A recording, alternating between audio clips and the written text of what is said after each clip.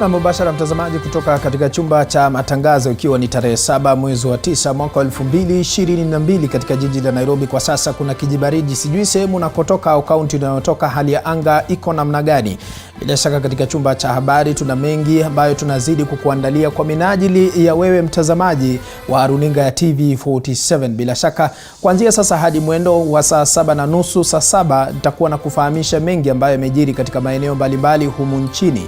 Leo ikiwa ni siku ya Jumatano, lakini kwanza kabisa nitakuwa nimefanya dhihaka iwapo nitakosa kukuarifu tu baadhi ya taarifa ambazo tutakuwa tunazidi kufuatilia katika chumba chetu cha habari. Kwanza kabisa kamati ya mpito wa madaraka itakuwa inaendelea kujiandaa kwa uapisho. Kamati ya mpito wa madaraka yajiandaa kwa uapisho wa rais mteule William Ruto. Kumbuka kamati hiyo wakati ambapo kulikuwa na kesi ya mahakama ya upeo ambayo ilikuwa imewasilishwa kwa mahakama ya upeo, ilikuwa imechukua mapumziko kidogo, lakini kamati ya mpito ya madaraka kwa sasa bado ingali inajiandaa kwa uapisho. Na rais mteule William Ruto atakuwa anakutana na wabunge wa Kenya Kwanza. Rais mteule William Ruto atakuwa anakutana na wabunge ndani ya mrengo wake wa Kenya Kwanza. Kumbuka mrengo huo una vyama tofauti. Hivyo basi ni mojawapo ya taarifa ambayo tutakuwa tunazidi kufuatilia kwa undani zaidi. Na kando na hayo pia Rais Kenyatta ambaye atakuwa anaondoka madarakani atakuwa anafanya mkutano na wabunge wateule wa muungano wa Azimio. Rais Kenyatta atakuwa anafanya mkutano na wabunge wateule wa muungano wa Azimio. Ni baadhi tu ya taarifa ambazo tutakuwa tunazidi kufuatilia kwa undani zaidi, na ambapo tutakuwa tunaungana na waandishi wetu habari ambao wamekita kambi katika maeneo tofauti. Watujuze tu ni kipi ambacho kinajiri katika maeneo hayo, na je, Wakenya wanalipi la kusema kuhusiana na taarifa ambazo tunaendelea kupeperusha na maswali ambayo tutakuwa tunauliza sisi kama waandishi wa habari. Na mbali na hayo mtazamaji, nitakuwa nimefanya dhihaka iwapo nitakosa kukufunza mawili matatu kila siku ama katika maisha ya kila siku. Hebu tupate methali.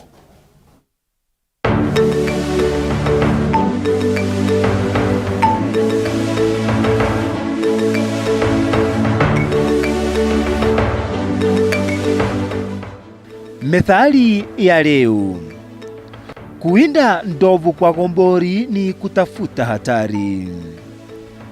Maana ya nje: anayewinda ndovu akitumia bunduki ya kushindilia anajitia hatarini. Ndovu anaweza kumvamia kabla ya kushindilia risasi. Maana ya ndani: anayelifanya jambo lenye hatari bila maandalizi mazuri atakuwa akijihatarisha. Matumizi: hutushauri kuwa na mipango inayofaa katika mambo tunayofanya, hasa yawapo ya hatari.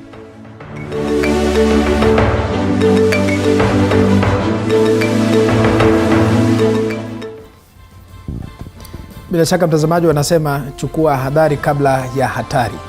Ndio methali ama msemo ambao unatufunza katika maisha ya kila siku jinsi ambavyo tunafaa kupanga mambo yetu kama wananchi. Tukianza moja kwa moja kwenye taarifa ambazo tunazidi kufuatilia, viongozi wa kidini kutoka maeneo tofauti wameendelea kutoa wito wa amani kwa Wakenya siku mbili baada ya mahakama ya upeo kuidhinisha ushindi wa William Ruto kama rais mteule. Aidha, wamewataka wananchi kudumisha utulivu katika kipindi hiki cha kupokezana mamlaka ya taifa kwa ustawi wa kiuchumi. Huku Wakenya wakiendelea kusherekea ushindi wa rais mteule William Ruto baada ya mahakama ya upeo kuidhinisha ushindi wake, viongozi wa kidini wamepongeza mahakama kufuatia uamuzi uliotolewa siku ya jana, wakiwataka Wakenya kukubali uamuzi huo na kuzingatia masuala ya maendeleo nchini. Sasa vile mahakama imepitisha ya kwamba His Excellency Deputy President sasa au aapishwe, tunataka kutoa mwito kwa Wakenya wote ya kwamba tushikilie amani. Askofu John Ole Mpurukoi wa kanisa la PAG katika kaunti ya Narok aidha amewapongeza Wakenya kwa kudumisha amani kabla, wakati na hata baada ya uchaguzi. Mlionyesha jana baada ya matokeo nchi zingine ya kwamba Kenya imekomaa. Hakuna mambo ya vita, hakuna mambo ya kisirani tena, kwa sababu niliona nchi zingine walikuwa wanaeleza watu wao watoke kwa sehemu zingine ambaye siwezi taja. Lakini hayo ambaye nataka niwaeleze kwamba Sasa hizo nchi wamejua kwamba nchi ya Kenya imekomaa. Kwingineko katika eneo bunge la Kiambaa, kaunti ya Kiambu, viongozi wa chama cha ushirika wa wachungaji wamesema kuwa wanaimani kuwa rais mteule William Ruto atatimiza ahadi zake alizozitoa kwa Wakenya. We made a memorandum with our president William Ruto, and I'm assuring you William Ruto does not lie. He is not a conman. He does not practice deceit. He is going to fulfill all what he promised. Wakati huo huo, viongozi wa kidini wamewataka waumini na Wakenya wote kuombea uongozi huo mpya wanapoingia kutekeleza ahadi zao kutokana na changamoto za kiuchumi zinazoshuhudiwa nchini. Paul Muniru, runinga ya TV 47. Mtazamaji, tukiachana na taarifa hiyo, kwingineko ni kwamba gavana mteule wa Mombasa Abdul Somad Sharif Nasir ameahidi kushirikiana na serikali ya rais mteule Daktari William Ruto kwa manufaa ya watu wa Mombasa. Kulingana na Nasir, ushirikiano huo utawafaidi wakazi wa Mombasa katika maendeleo mbalimbali ya kiuchumi katika kaunti ya Mombasa. Akizungumza na wanahabari baada ya kuzuru jaa la taka la Mwakirunge, eneo bunge la Kisauni, Nasir amesema kwamba licha uamuzi wa mahakama ya upeo iliyoenda kinyume na matarajio hao, viongozi wa muungano wa Azimio wameheshimu uamuzi na kuwa wataendelea kutekeleza majukumu yao ya upinzani katika mabunge ya kitaifa. My role right now is to ensure that we better the lives of the people of Mombasa as governor. However, whatever it is that needs to be done has to be done. There are issues that we have to work closely with the executive.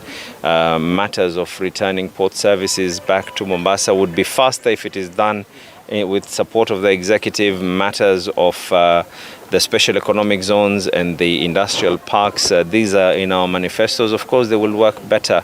I strongly believe that anyone wants the betterment of the people. However, on the same notion, the members of Azimio in the Senate and the National Assembly will have a role to play and to be able to the National Assembly and the Senate will have a role to play to keep the executive on check. We have to respect the ruling of the Supreme Court. We might not agree with some of the things, but we have to respect. That is the principle of democracy. Na mtazamaji, na siku mbili baada ya mahakama ya upeo kutoa uamuzi wake iliyokuwa kimkabili rais mteule William Ruto, shirika la kina mama la African Women Leadership Chapter nchini wamemtaka rais mteule kuwahusisha watu wanaoishi na ulemavu katika serikali yake. Wakiongozwa na Jennifer Riria, wamempongeza rais mteule William Ruto kwa ushindi wake, wakimtaka kuwaleta pamoja wa Kenya basi na kuzingatia misingi ya kikabila au wale ambao hawakumchagua. Thank you. I think we can go. Chair. Yeah, you're welcome. Okay. Take this early opportunity to congratulate His Excellency Dr. William Samoei Ruto, together with his deputy, His Excellency Rigathi Gachagua, upon the election as the 5th President and the Vice President of Republic of Kenya. Is the voice of the Kenyan people who spoke on Tuesday the 9th August 2022 through their ballots and endorsed by the Supreme Court decision of Monday 5th September 2022. Na sauti ya wamama walemavu, tunasema tunashukuru rais na tunamuomba kwa maana wana kipengee cha walemavu katika manifesto ya Kenya Kwanza. Tafadhali tujali maslahi ya walemavu. Kwingineko mtazamaji, ni kwamba watu 16 wametiwa mbaroni na maafisa wa polisi eneo la Bamburi kwa pasta gatuzi ndogo la Kisauni baada ya vurugu kuzuka kufuatia mgogoro wa ardhi katika eneo hilo. Kulingana na afisa mkuu wa polisi gatuzi ndogo la Kisauni Juma Londo, 16 hao waliteketeza magari matatu ya kibinafsi na kuwajeruhi wamiliki wa ardhi hiyo inayozozaniwa. Londo aidha amewataka wakazi hao kufuata sheria ipasavyo badala ya kuchukua hatua mikononi mwao Kwa upande wao, wakazi wa eneo hilo wametaka serikali kuingilia kati mzozo huo na kutatua mara moja, huku wakisisitiza kuwa wao ndio wamiliki halali wa ardhi hiyo. Kwa sasa 16 hao watafikishwa mahakamani kujibu mashtaka ya uharibifu wa mali. Tusaidie kwa sababu hiyo ni haki yetu na shamba ni yetu. Tumezaliwa hapa, tumelelewa hapa, sasa hivi tudumika, sisi tutaenda wapi? Sina amani, kila kukicha mimi niko juu na watoto. Mara maskari wamekuja na kimbizwa na watoto, nyumba yangu ilivunjwa pale, sina pa kukaa. Hotel ndio inaturuhusu tukue hapa. Kwa sababu sisi ni wakaaji wa hapa. Mkomani village. Lakini cha kushangaza, kila siku tukijenga tunavunjiwa. Kwa nini? Nyumba zimevunjwa zote na tukafukuzwa tutoke nje ya shamba. Mpaka sasa hivi tuko nje ya hili shamba, tumetimuliwa.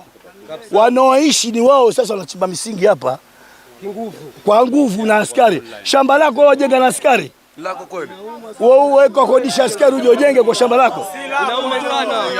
Kwa hiyo tunataka wamilikwe hao wote na title zao. Tumanage kushika watu 16 ambao wako na sisi, wanatusaidia kwa uchunguzi zaidi, na watapelekwa kotini hivi karibuni kumalizana na uchunguzi.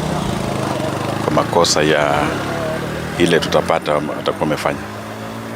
Mimi naomba Kenya wao wanafuata sheria. Kama kitu hata kama ni chake na naona mtu pengine ameichukua kwa njia ambayo si halali, afuate sheria, apige ripoti. Sisi tuko hapa kusaidia na ataipata kwa njia safi kuliko kwenda hii njia ya mkato na kuumiza wengine ambao hawana hatia. Kwingineko, mtazamaji, ni kwamba viongozi wa chama cha UDA katika kaunti ya Kilifi wamempongeza rais mteule William Ruto na kuwataka Wakenya kumuunga mkono anapojitayarisha kupokezwa mamlaka ya serikali. Wakiongozwa na spika wa kaunti hiyo Jimmy Kahindi, viongozi hao wamesema wako na imani kwamba Ruto atatimiza ahadi alizotoa wakati wa kampeni. Wakizungumza nje ya bunge la kaunti ya Kilifi, viongozi hao wamedokeza kuwa kuna haja ya Wakenya sasa kutupilia mbali tofauti zao za kisiasa na kuungana ili kuendeleza maendeleo.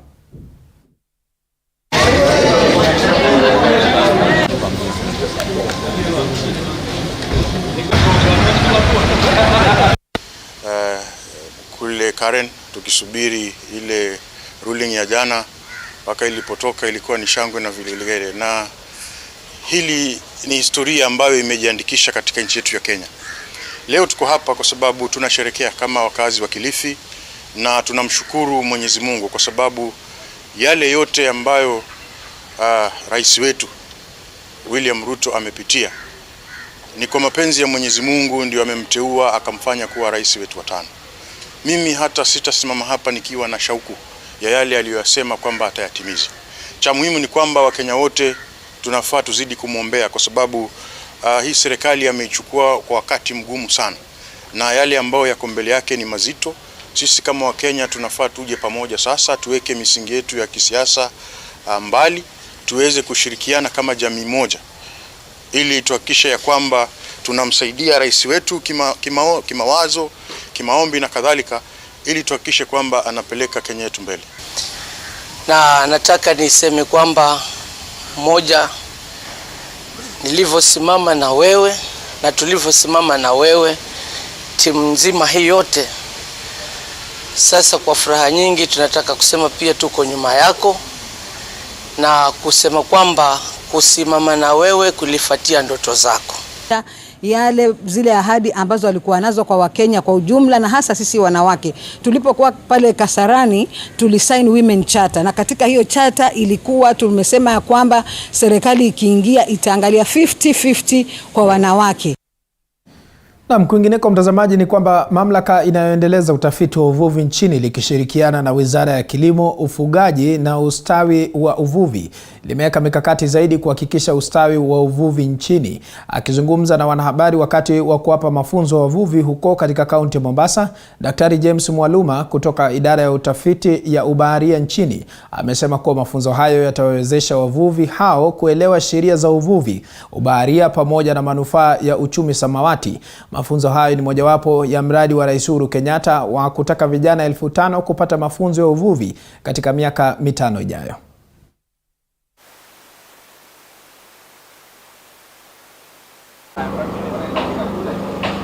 These fishing vessels that we currently have, normally the people who work in the ships are foreigners. So we are training these youth so that they can be able to take up this space which has been used by fishermen. And as the blue economy develops and we have investors who are going to be exploiting the deeper waters, this same team that is being trained will come in very handy in being used by these vessels which will be going out to sea.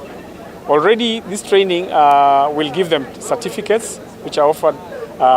One certificate is offered by KMA and another one by Bandari College. Already those two certificates are good enough for them to look for jobs internationally. You can imagine a situation where every household in their meal there's an element of fish.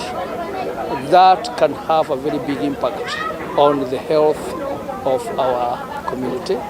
Nimekuja hapa kama miezi mitatu iliyopita. Raundi hii yenye tumerudi ni kama raundi ya pili na tunaingia baharini kwa siku 10.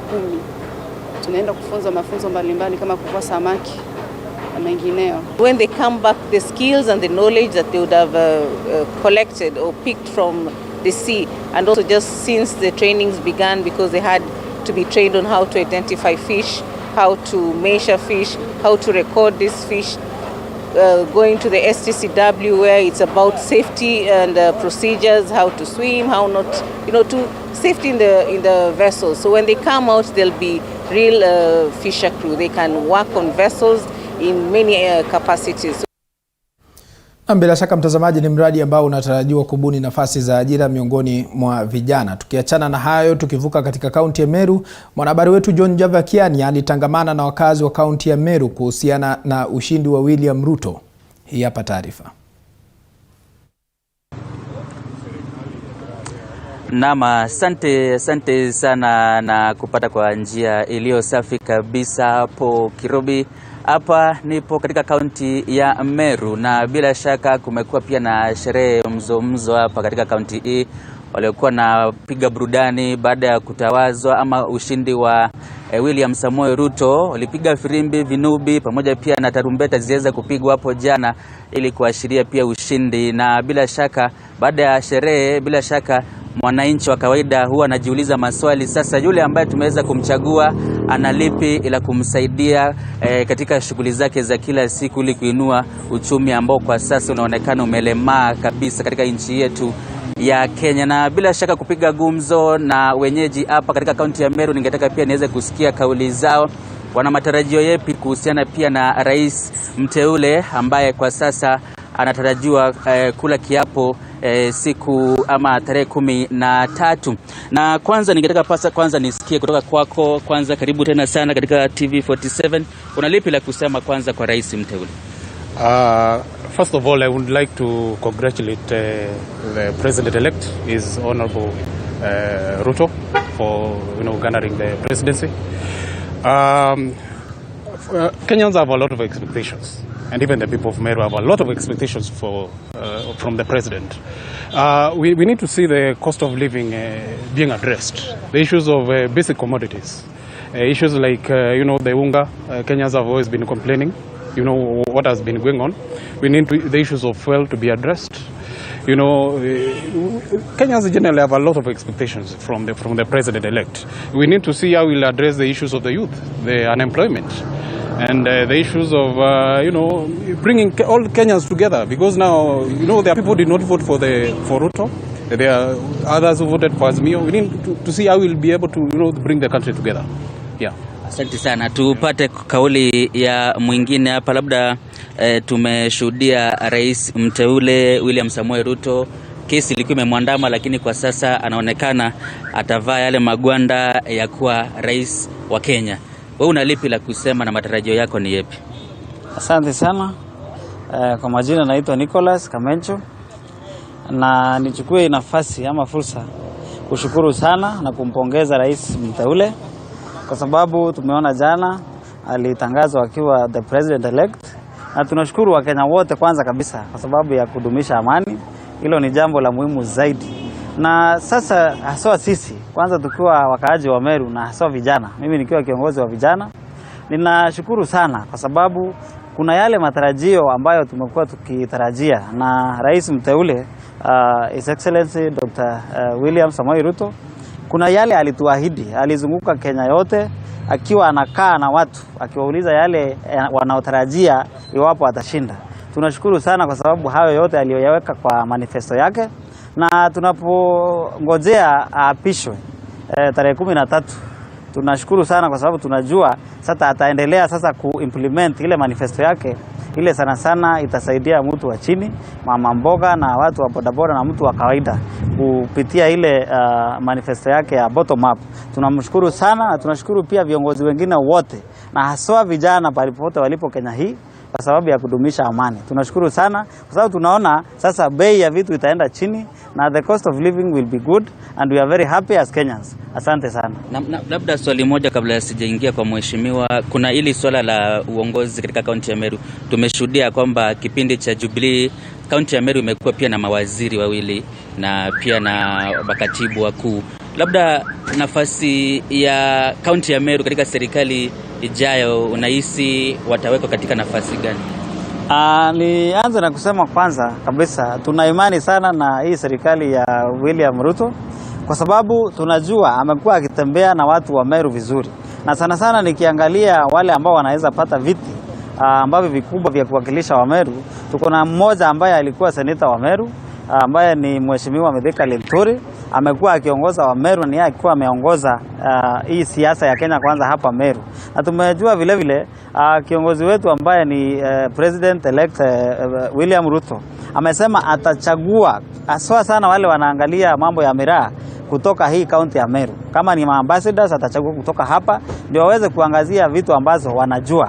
So tuna imani sana na tunatarajia hii serikali ya William Ruto itatusaidia sana haswa sisi tukiwa watu wa Meru kwa sababu amekuwa akitembea na viongozi wa Meru na tunatarajia wataenda waweke maslahi yetu pale mbele na tunajua tutaenda vizuri na uchumi itakuwa. Asante sana. Asante sana kwa kuzungumza na TV47. Nipate kauli ya mwisho hapa. Niko na pia mheshimiwa ambaye ni mwakilishi wadi wa manispaa hapa ambapo tunapozungumzia ulichaguliwa na chama cha UDA. Kongole sana. Na labda unalipi la kusema kwa sababu sasa yule ambaye kwa sasa ni rais ulichaguliwa kupitia chama chake? Kwanza wacha niseme ni shukrani kwa Mungu kwanza kutupatia nafasi ya kuongoza. Kama vile nimekuwa nikisema kwamba uongozi ni kupendelewa, it's a privilege people wanapatiwa na wananchi na Mungu kukupendelea tu. Na tena niseme ni asante kwa watu wa the residents wa municipality kutupatia hiyo jukumu. The second thing wacha niseme ni asante sana kwa Supreme Court kwa uamuzi ambao walitoa jana kuappoint the voice of the people of Kenya that the president elect ni William Ruto. Na nataka kushukuru niseme it was expected that Ruto atashinda kwa sababu jambo la kwanza amekuwa akiongea mambo ambayo inahusu mwananchi wa kawaida. Na ukiangalia ushindi wa Ruto unamaanisha sana. People are so much expectant that now going forward there are so many the critical issues zile zina affect mwananchi wa kawaida zitaenda kuangaliwa. Na mimi kama kiongozi pia hiyo ndio jambo ambalo tumepromise watu tutaenda kuangalia hili jambo na undani. Tuhakikishe kwamba masuala ambayo yanahusu mwananchi wa kawaida tunaenda kushughulikia. Labda kuna ili swala la mikataba ya utendakazi ambayo ni ya makubaliano katika kaunti ya Meru. Tumeshuhudia alikuwa katika shule ama chuo kile cha Kemu akatia sahihi mikataba mbalimbali ya kufanya kazi na wakulima na wafanyabiashara mbalimbali. Labda kuna swala labda katika hii kaunti ya Meru nahisi linafaa liwekwe kipaumbele ili kufanikisha matarajio ya Wameru wengi ambao walijitokeza kwa asilimia kubwa kumpigia kura. Wakati tulikuwa Kemu, there are so many things that we trained to convince the president that are what we want once akiingia kwa helm ya leadership. Kwanza ni kilimo, kuingilia kilimo kwanza ya wafugaji. Tuko nao ng'ombe, tuko nao wale wanafanya mambo ya mila and the lake. We are so expectant that he's going to improve on that one because Wameru sisi ni wakulima, hatutaki kusaidiwa mambo ingine. Wameru wakipatiwa tu nafasi ya waangaliliwe tu uchumi wao, mambo ya ukulima, I think could be better and with the government. Yes. Naam. Haya, asante sana kwa kuzungumza na TV47. Kikubwa ni kwamba Kilobi mengi yameweza kuzungumzwa, na matarajio sasa ni kwa Wakenya pamoja pia na wananchi kutoka kaunti ya Meru kuweza kupata mengi tu na matarajio, na pia kupata serikali ambayo itakuwa inawafanyia kazi bila kuegemea upande wowote. Kwako Kirobi. Na asante sana John Javakiania kutoka kaunti ya Meru. Ndio matarajio wa kazi kutoka kaunti hiyo kwamba rais mteule William Ruto ataweza kuwapa nafasi katika serikali ambayo inatarajiwa kubuniwa ili kuweza kuboresha zao la miraa. Tukiachana na hayo, kwingineko ni kwamba washikadau mbalimbali kutoka eneo la Loitoktok, Kajiado Kusini wameapa kuungana kwa minajili ya kukabiliana na athari za kiangazi katika eneo hilo.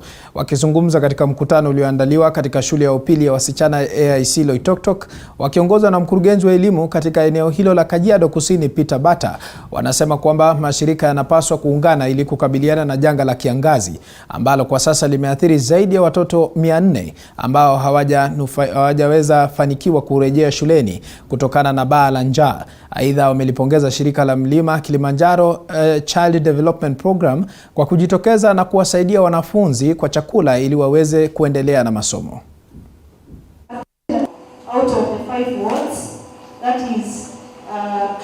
Lengo kuu la mkutano huu ni kuwaleta wadau pamoja ili kujadili matatizo ambayo yanakabili elimu katika Kajiado Kusini ili tuweze kupata washikadau kuleta msaada kwa shule, na pia changamoto kubwa kwa wazazi ambao wanaona saa hii ni hakuna chakula, malisho ndio hiyo haiko, ng'ombe ndio hizo zimehama, kwa hivyo inakuwa ngumu hata kwa wazazi kupatia wanafunzi waende shule. Stakeholders wa the civil society organization tumekuja hapa kwa sababu ya kusisitiza mambo ya kila mtoto shuleni. Ingawa tumekuwa na hali ngumu sasa hivi ya kiangazi, watoto wengi wanakosa kuja shule kwa sababu hawajapata chakula pale nyumbani, hawawezi kusafiri ile distance ya kutoka nyumbani mpaka pale shuleni, imekuwa ndefu sana. Ndiposa tumekuja hapa kushauriana, kusema kwamba tutafanyaje ndiposa hawa watoto waweze kupata masomo yao. Naam, tukivuka hadi katika kaunti ya Migori, serikali ya kaunti ya Migori imeahidi kulipa bili za maji ambazo hazijalipwa za shilingi milioni 37 zilizoachwa na serikali iliyopita. Akizungumza na wanahabari, afisa mkuu wa kaunti hiyo Fidael Majiwa alisema kuwa kaunti ya Migori itashirikiana kwa karibu na kampuni ya maji na usafi wa mazingira ya Migori Miwasco ili kulipa deni hilo ambalo limekuwa kizungumkuti kwa kaunti hiyo. Matamshi yake yaliungwa mkono na afisa wa kiufundi wa kampuni hiyo ya maji Joseph Karanja Obiri, aliyesema kuwa mradi wa Benki ya Maendeleo ya Afrika inayogharimu shilingi milioni 300 uko mbioni kushirikiana na kaunti hiyo.